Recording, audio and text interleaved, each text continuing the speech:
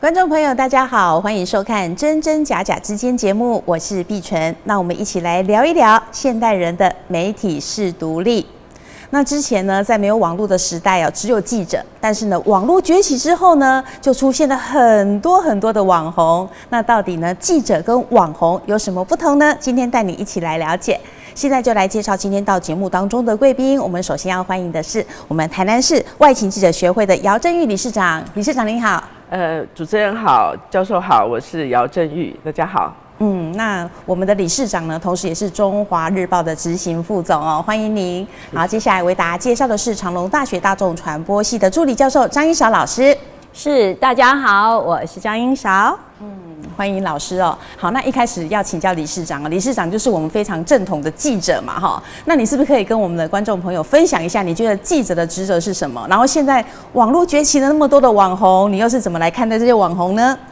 其实我觉得这几年媒体的改变实在很大。作为一个记者出身所谓的记者就是可能在一个媒体之下的一个专业从事新闻报道的人叫记者。对。但是现在因为媒体的发达，还有整个网络时代的来临媒体已经不再是传统的媒体，所以记者也跟过去有一点不同。那我觉得记者可以当网红，但是网红可不可以当记者？我觉得可能是需要讨论。但是基本上我觉得网红现在的一个传播能力其实是超过记者的，所以他的对时代的影响，还有对一般视听大众的影响，我觉得是已经超过了一般的媒体。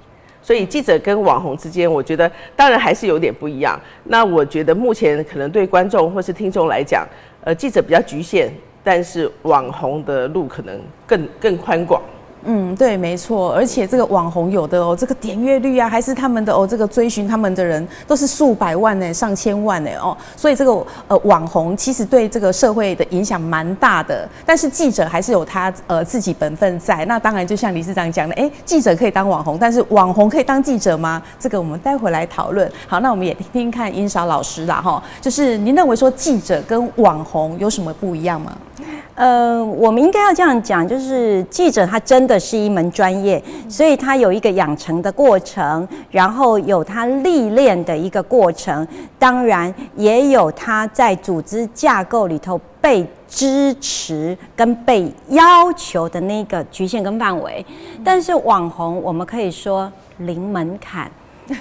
跟大家报告一下，我的职业是老师，但是我自己也有经营一个 YouTube 的频道。那我是不是网红？我不敢讲，但是我的学生跟我说，老师，你都会教我们如何的增长流量，如何进入关键词，如何下标题，你自己的频道为什么没有这么做？我说，因为我是老师，我有当一个大学老师的偶包。偶包。对，因为我明知道如何去下关键词，我可能知道我的标题要如何能够吸眼球，可是我不能这么做啊，因为做下去了之后会有违背我对专业或对所谓传播的一个理念与价值。所以我刚才说，当网红其实可以零门槛。只要你敢做，所以像台湾被判刑的网红也是有啊，对啊，违法了嘛，没错因为他对这方面没有一个太多的自我要求的时候，如果单就考虑流量，那他的确数百万的粉丝，流量很大啊，但是应不应该这么弄？如果从我一个当老师的角度来看，真的很不应该。那讲到网红，其实这个网红种类非常的多，各式各样都有那有可能就是说，政治人物的也有网红啦，然后另外就是说什么大胃王的也有网红那例如现在很红的馆长什么之类的也是网红，甚至其实一些动物也可以当网红，很可爱的狗狗、猫猫也都是网红对不对？只要有人去操作它，对不对？那理事长，你觉得说，像你来看我们现在的这些网红的话，您认为说网红他们扮演的角色，你有没有觉得说有些是不适当的，然后有些其实他是真的是适合说可以去影响很多人？就像刚才教授讲的哈，他有些网红做的事情他不做哈，但是我相信有一些网红做的事情记者也不会做哈，因为记者还是有他的专业的规范。对，那网红不一样，我觉得网红比较像演艺人员，他就是透过他的这个在网络上去表演表现，然后赢得流量。对，那我觉得记者跟网红当然还是有一些差别哈。我觉得做一个记者我觉得他必须要实事求是，以北在欧北共。可是网红五位网红是用欧北共来赚流量，所以这个是相同，这是一个很大的差别了哈。所以我来做网红，我可能也会有记者的限制，我北在欧北共。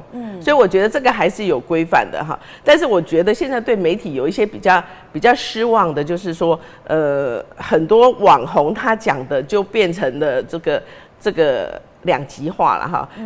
你要当什么样的网红，其实也是很重要哈。当然啦，你要当什么样的记者也不同嘛哈。你要当什么样的教授，你要当什么样的演艺人员，也是一个很大的不同。但是我觉得对网红的这个要求哈，我觉得社会会比较用综艺化来看网红啦。对，但是相对的，就是网红他的影响力也是很社会性的，他的影响其实是超过一般的媒体，所以我们要怎么样去制约网红？我觉得这个可能社会大众也必须要去讨论一下这样的一个形态哈。我们对网红讲的事情，我们是不是要当真？那对于社会对于网红的行为，是不是也应该更高的要求了哈？没塞公哈，网红青菜供，而且网红做不好的误导，我们就要相信。但是哈，我相信很多人也觉得了哈，现在这个对于很多公众事务，大家有自己的看法，并不是那么觉得说官方的一定讲的对，或是网红一定讲的不对，媒体报道的是对的，或是媒体报道的是错的。我觉得啦哈，现在做视听大众应该要越来越聪明，他要有自己判断的能力。你不要只看一台单家的电视新闻，你也不要去相信一个网红的一个言论，你必须要多看几个网红，才可以做比较正确的判断了。对，没错。所以其实相对的啦哈，因为记者被人家要求的会比较高，而且记者可能自我要求也会比较高，说哪些言论我不能乱讲，我自己的仪态形象我自己要注重。但网红就不一样，像刚才两位讲的，有些网红他只是故意靠骂人呐，或者是说搞笑啦、破坏形象，然后来赢取很多的粉丝。那很多现在的人就可能把它当成综艺类的艺人来看待哦。所以网红跟记者其实是蛮大的不同嘛，对不对，老师？没错，其实尤其在教育的现场，像我自己有蛮多的经验，是到国小、国中、高中去和老师们进行所谓的讲习跟研习。那我最常被老师们问到的就是说，如何去跟他的学生去分享这一些所谓的网络媒体平台影音网红的挑选。因为常常我们会发现说，有些网红就是以所谓的崩溃、以崩坏来赢取他的粉丝哦。所以像曾经有一个老师就跟我说，他问他的学生：“你为什么喜欢那个网红？”学生说：“因为他无脑啊。”无脑？对啊。老师一听就觉得，我的天哪，为什么小小年纪就要学无脑？然后学生就跟他说：“我舒压啊。”所以我们就会发现说，就诚如刚刚理事长他所提到的，其实综艺化的概念对网红来说，其是一个很重要的因素。那但是对我们在所谓的教育的现场，或者我们去看待我们国家未来的力量的时候，那如何让乐听人能够加深对讯息媒体的一个判断能力跟守门的能力？那像我曾经跟一些高中的孩子们座谈，那他们回去看一些新闻网页哦，网红说新闻这个我就不谈名字了啦哈。曾经蛮红的一些什么什么说新闻呐，什么什么说新闻之类的，他们是先看，然后才发现，最近国家有什么议题，或社会有什么议题，他们再回去 Google 新闻，倒着看。我曾经有一次还被一个我的学生，大学生跟我说：“老师，民进党换主席了。”我说：“换换主席没有啊？什么时候的事？他跟我说某个夜夜秀里头提到，我说啊，你有没有去 Google？ 结果孩子跟我说没有哦，这就危险了，因为他是在跟我聊天的时候聊到，那我幸好有机会跟他探究这个问题，要不然他真的以为换主席。因为某个夜秀，我后来有去点选那个夜秀看了一下，其实他是用讽刺的概念在说的。对，他讲话都用考碎的。对，他用考碎，用讽刺，结果孩子当真的听了，可是他忘了去求证，对，确认。所以这是我们又一直在谈的现代人所谓的这个乐听人的一个素养能力啦。求证反查，就各位可以看哦，即便像我们以大众传播学系的学生。他可能自己都会忘了查证、求证这件事情，所以我们所有的观众朋友哦，我们所有的乐听人对讯息的求证哦，要更加强。对，没错。其实很多网红啊，他们都是有很大的影响力。对，那有些可能就是年轻人或是一些人啊，他们不太了解的话，然后就是真的会相信那个网红讲的。对，所以我们要讲说，现代的这个媒体识读力啊，查证真的很重要。那理事长刚刚有谈到说，记者可能成为网红，但是网红有可能成为记者嘛？网红是不是也要对自己的行为要付出一些哦？就是说你自己要做好你的言行啊，你不能说你都在误导社会大众嘛，对不对？对，其实作为一个媒体现在还在第一线上的一个新闻从业人员来讲我是比较忧心啊。像老师是大众传播系有多少的年轻学生现在他愿意去当网红，他可能不愿意加入一个媒体当记者。对，这是一个我们应该要比较忧心的事情了在第一线，就是这些年轻人他觉得我当网红我自由，然后我可能收入比较多。然后我可以讲我所要讲的，然后我可以去探讨我所要探讨的，不管我的认知是不是正确，那他会觉得，那我为什么要去一个正常的一般的媒体？尤其是现在的媒体坦白讲了赚钱的媒体并不多，对，然后所以他的一个待遇福利并不是这样好，所以在年轻人我是很忧心了年轻一代的大传系啊，或是新闻系的这些学生，我是希望说他们愿意就是能力好。条件好的人，他们先来第一线当记者，不要先去当网红，因为很多年轻人当了网红他就回不来了。所以我觉得你可以当了记者之后再去当网红，那更是海阔天空了第一关上的，我觉得年轻人对于新闻从业人员的这个培养，我真的很希望有更多这个对表达或者对新闻、对社会正义、对公平正义有兴趣的加入媒体。你先不要当网红嘛，先来当几年记者看看。对，真的要先让自己有那个基本的素养跟基本的专业能力。像我们公司啊，有时候就会有暑期，还有那个寒假会有实习生，然后我们就问他们说，以后你们会想要走记者的路吗？他们就说越来越少，对不对？对，然后就有些他就会说不要，我宁愿去当网红。我说好，那为什么你要当网红？可以赚很多流量，赚很多钱啊。然后我就说，那你自己的专长是什么？你认为你凭什么可以当网红？他说，有的说我长得漂亮啊，有的是说我会搞笑啊。所以漂亮跟搞笑这个算是专长吗？这样就可以真的当网红吗？其实不是只有光漂亮或是你会搞笑。你没有一个特殊的就是异于常人或跟别人不一样的，你不可能说你都会多红啊，对不对？好，那就像理事长讲的，我其实可以先从记者做起老师你觉得呢？我想一个专业的表述能力，记者是一个很好的训练。那其实像因为我自己我的学生们啊，我常开玩笑，我说我旗下还不少网红，各个流量都比我高。尤其在大学的时候，在大四很认真在经营的，在大四已经跟我谈缴税，就是在4、5月的这个阶段在跟我谈缴税，因为就是毕业前嘛。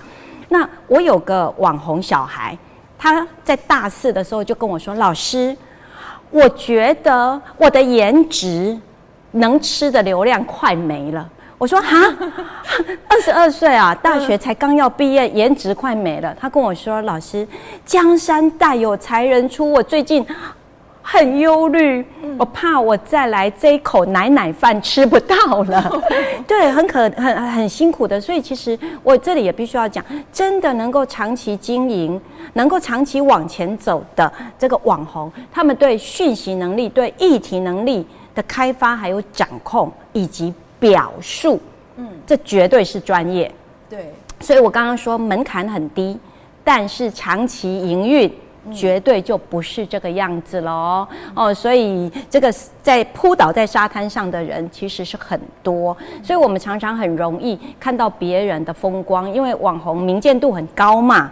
甚至我有学生是靠说老师，您刚刚提到的，主持人提到的，靠颜值啊，然后靠搞笑。我的学生说，老师，我有宠物。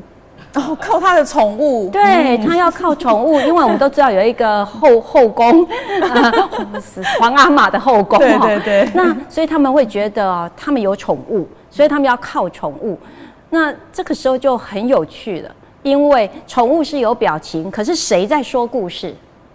主人在说故事，对，也就是操作宠物的人，这个很重要哈，跟 VTuber 一样嘛，那所以不要小看能够长期经营的而且不要以为他就真的很有自由哦，没有，我那一些厉害的网红，包括 YouTuber 订阅6、7、8万的，那个是厉害的了哦，已经每个月的收入都比我高哦，是数倍的哦，那没啥自由的，随时随地任何时候都在进行讯息的整理跟开发，对，压力颇大哦。对啊，所以网红也不是那么好当的啦。你真的就有些网红就是说，红没多久，马上就不见的，因为你没有什么特殊专长，然后你可能就像老师讲的，你要去拍一段影片就像我们现在在录影一样。要做很多事前的准备工作，有的人就是现在说我有手机，我拿起来就乱拍，然后你就 po 上去，好，1次2次人家会看，但后面人家会觉得说好无聊，我自己拿手机拍不是也一样吗？所以你凭什么跟人家当网红？你还是要有自己一定的素养、一定的专长，对不对，理事长？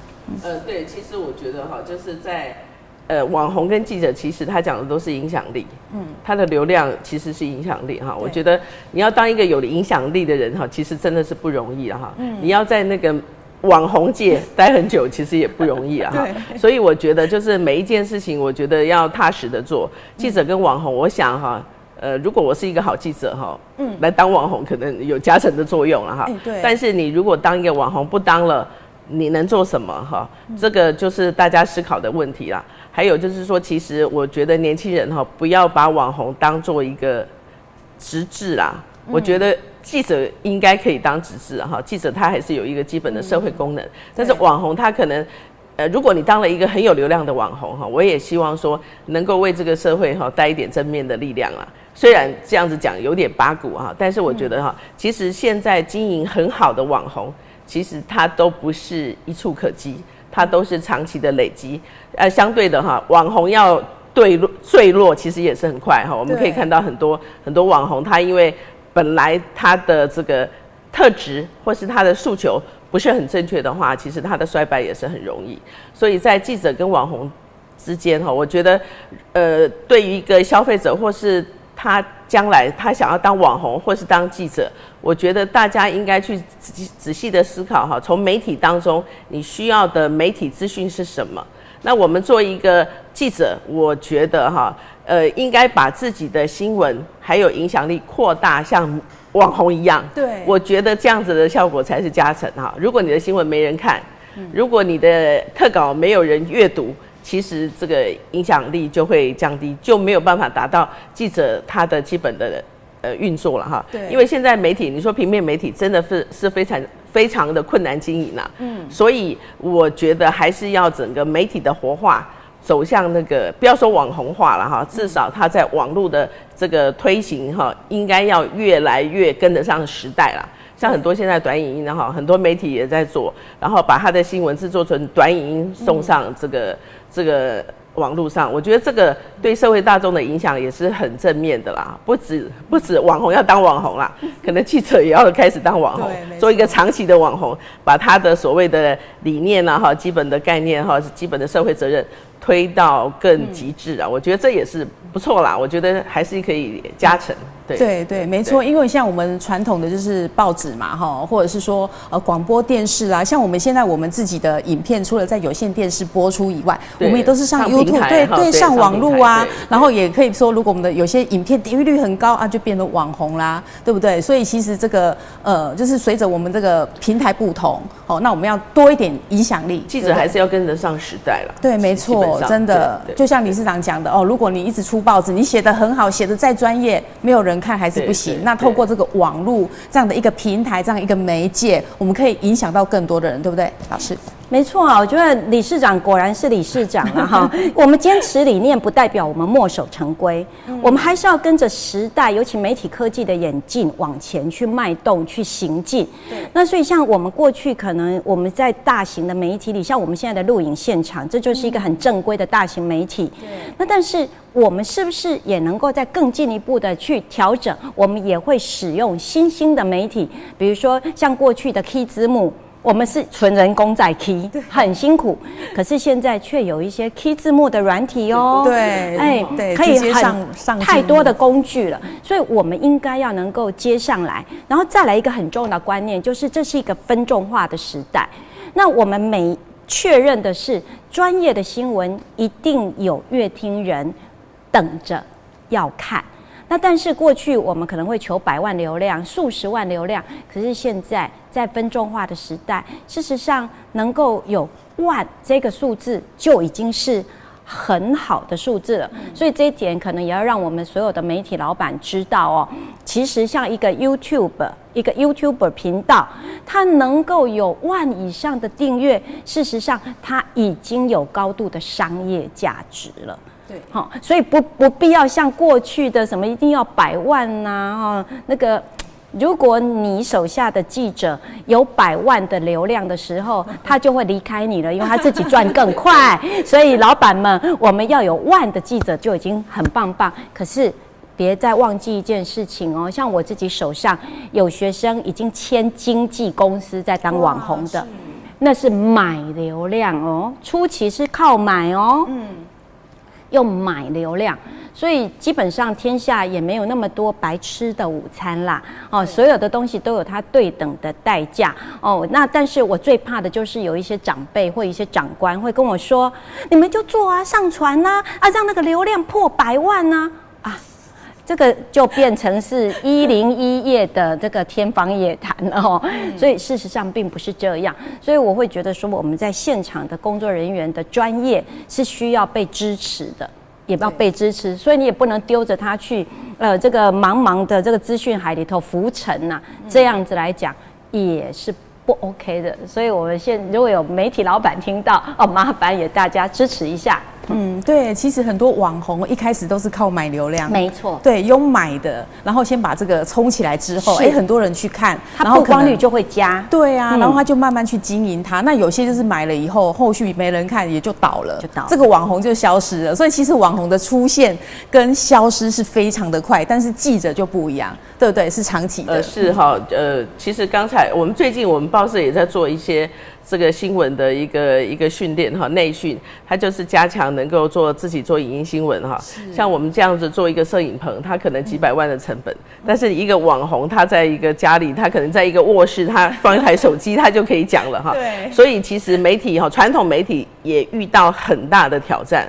这个对于媒体老板来讲哈，我想他应该是很有感觉了哈。我们在第一线，因为你要现在平面的广告，你要去要非常的不容易哈。最近有一个立法吧哈，就是说媒体是不是有价哈？它是不是应该有价？那因为其实这几年哈，在平面媒体还有一般媒体，不要说平面了哈，电视台其实它的这个广告已经消退很多了哈，何况是我们媒体哈？因为大家都在很方便的情况下，他下广告可能下网红。他不下电视台了，那现在很多像胡瓜啊，像这种很有名的人，他也去当网红，所以我觉得传统媒体遭遇到很大的挑战，这也是我觉得我们应该要对这些媒体要有一些支持了哈。然后做一个媒体从业人员，这个媒体的转型真的很重要哈，他是不是让他的这个特稿，他的新闻可以立体化，可以赢得更多的流量，这个我觉得是一个媒体竞争下的一个必须要做的。所以我觉得在媒体网红化的情况下，我觉得记者网红化其实也没有不好啦哈，只是说我们接受这个新媒体的一个挑战，然后媒体之间的竞争跟记者之间的竞争，还有记者当网红之后的竞争，记者当网红的竞争跟一般的网红的竞争哈，我觉得这个社会是更有竞争的情况下会更进步啦哈。我相信记者网红做起来的表现绝对不会输一般的网红，因为他比较有料嘛，就像刚才教授讲的，他有养成，他有专业，所以我觉得大家不要害怕哈，媒体的老板不要害怕，你只要帮我们转型成功哈，我相信记者当网红，它的效果其实是更好，对社会的正面发展，我觉得应该是很乐观以待啦哈。对啊。但是我们不要放弃正当的媒体啦，我是觉得哈，年轻人都来当记者啊，先不要去当网红，先当记者。对对对。这样一讲，我很期待理事长你转型当网红。当网红对啊。这个真的不容易，就像教授他们自己也经营哈自媒体哈，他要被制约啦。其实网红的制约也是很大。他要重视流量，虽然你去买的，但是你还是要有心，然后你要有新东西出来，你要讲的言之有物。然后你如果讲政治，不喜欢你的人，喜欢你的人，你如果讲好笑，可能有更好笑的嘛哈。但是我是觉得，就是说他的一个经营的那个初衷啊，莫忘初衷。就当媒体还是当网红，我觉得莫忘初衷很重要。对对。那其实讲到这里哦，教授，我们可能就是要想啦哈，这么多的记者的报道跟网红他们的影片，那这样子民众其实应该怎么去挑选？像有些现在的年轻人真的看一些无脑的，这有意义吗？还是他就是觉得说我一时开心就好？你觉得应该怎么去挑选？这就是我们一直在推的媒体素养、媒体识读啦。所以我们所有的观众朋友，大家都一样。挑一两个你自己觉得很 OK 的媒体频道、媒体平台啊，那这一两个它可以协助提供给你安全的、正确的资讯讯息啊。那比如说你语言能力如果更好的，你还可以再收一些国际频道啊。那比如说 NHK 的啦，比如说 NCC 的啦哈，如果是日文好的话哈，或者英文好。那现在呢，当然翻译软体也挺好。那所以你可以透过这些所谓比较，你会愿意承认它是新闻媒体频道的，挑一两个当成你每天必要的一个阅读或者是收视。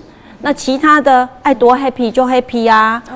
对啊，绝对没有说媒体识读就是不看所谓的这个抒压的啦，或者少花脑的啦哈。像我自己也看短剧啊，尤其每次跟学生看完的很沉重的影片，解释完了每一届的讯息隐喻、暗喻、符号之后，我自己也要为我自己一两片抒压片啊，抒压的哈。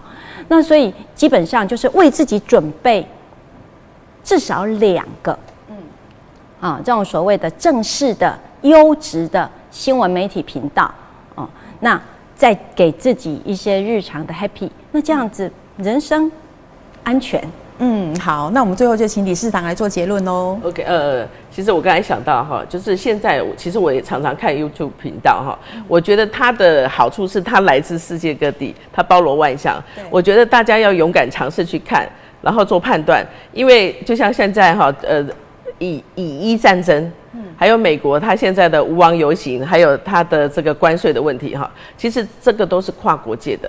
我觉得网红的好处是哈，你可以从这样的一个新媒体的频道哈，去了解不同的观点、不同人的观点、不同国家的观点、不同政治意识形态的观点。我觉得这个媒体充满的时代是让我们最好做选择的一个机会。虽然选择太多了，但是我觉得今天的主题是媒体识读嘛哈，我觉得哈，大家多看多听，你就不会被蒙骗，你就比较聪明。我觉得这个也无可厚非啦，我觉得反而这样的时代或许是最好的时代。没错。好，再一次谢谢理事长跟老师，谢谢你们，谢谢，也感谢观众朋友的收看，那我们下回再见喽，拜拜，拜拜。